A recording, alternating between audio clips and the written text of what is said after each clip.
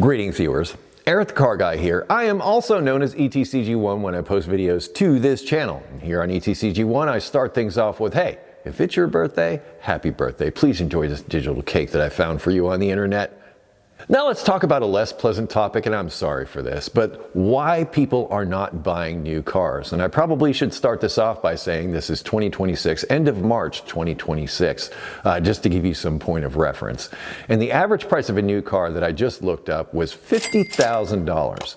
So if you went to buy a new car today, you should expect to spend somewhere in the neighborhood of $50,000. That's the average cost. So I think you can get in for, maybe $20,000 to get into a new car. And that tops off in the hundreds of thousands of dollars, depending upon what you're looking at.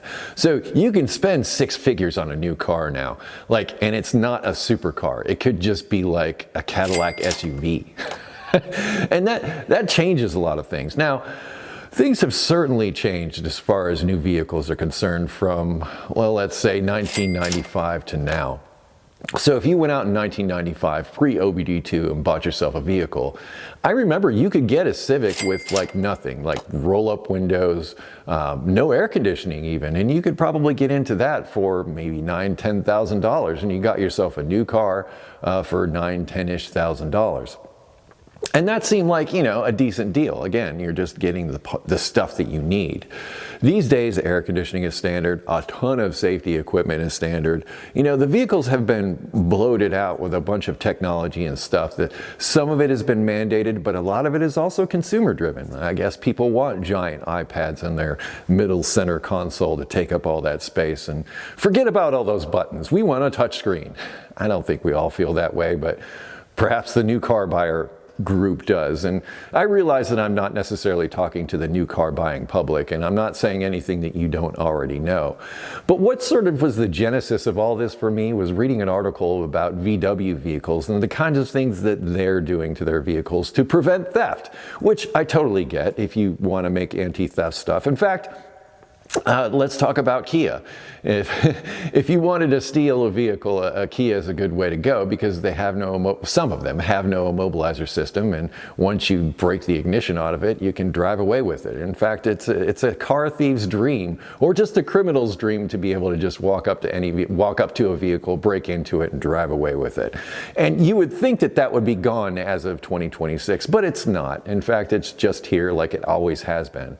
In fact, I'm of the opinion if someone's wanting to steal something you have, they're going to have it one way or another. It's just how it is.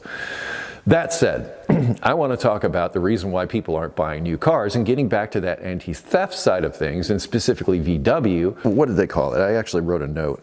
They actually have a name for it. They call it component protection. That's what they've labeled it.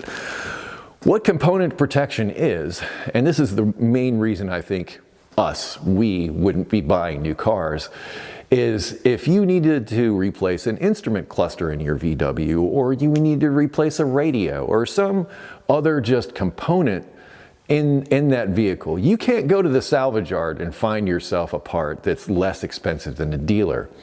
You could do that, but when you go to try to install it, it's never going to work. Why? Because everything is coded to the VIN of that vehicle. So if you try to install a new instrument cluster, you're not going to be able to use that instrument cluster until you get in there with the proprietary software and make sure that it's okay with the VIN, with the vehicle and the computer. Otherwise, it's just going to lock it out. And again, this is to prevent theft, because people don't really steal cars because they want the car. If they do, they're usually using it for some kind of crime, and then they ditch it elsewhere. If somebody's going to steal your car for the purpose of stealing the car, they're going to break it down into parts and sell it that way, because there's a lot more money in those parts of the car than it is all as one big piece. So this directly speaks to that issue, and VW is trying to prevent that theft from happening. But as far as vehicle thefts in the US, VW doesn't even rank in the top 10. I see VW as the General Motors of Europe. you know, and that may be who they're after as far as why they're protecting the cars the way they are. The U.S. I think is secondary. Again, they're not even in the top 10 list as far as vehicles that are stolen. In fact, the top 10 is like mostly Kias, because again, you can steal them easily. What is my motivation to buy a new vehicle if everything in it is proprietary and there are systems that I can't talk to or can't fix? Right to repair. I mean, we're fighting for that right now in some vehicles. If it were up to the manufacturers, they'd lock us out of everything so that they could keep all the money forever and ever, not just when they sell the vehicle, which is how it used to be, I guess. They'd sell the vehicle and that was it. They'd have to wait for the next model year to make their money again, other than selling parts for that vehicle. But I personally, you know, I'm not a new car person, and again, I don't think many of you are. But as far as someone that's in the car business, looking at a vehicle, even a used vehicle that I'm going to seek out at someday, am I going to seek out a VW, a 2024 VW that I can't go to the salvage yard and get parts for, unless I have that proprietary software where I can say everything is okay? But I wonder how expensive that is.